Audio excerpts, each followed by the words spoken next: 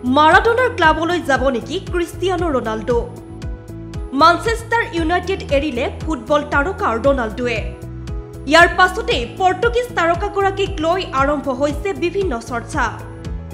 বাতৰিৰ শিৰোনাম দখল কৰিছে কেইবাটাও ক্লাবে।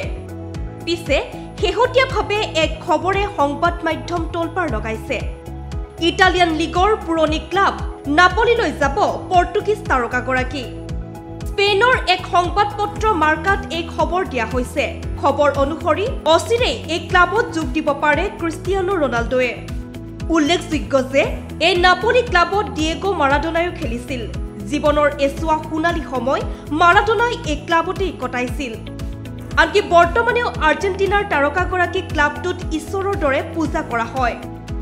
ইতিমধ্যে ৰনাল্ডোৰ পুৰণি ক্লাব জুভেন্টাছৰ সৈতে তীব্ৰ প্ৰতিদ্বন্দ্বিতা হৈছে নাপোলি ক্লাবৰ। পিছে ৰনাল্ডো এতিয়া কোন ক্লাবলৈ যাব? ইয়াৰ সঠিক উত্তৰ পাবলৈ হলে আমি আৰু কিছুদিন অপেক্ষা কৰিব লাগিব।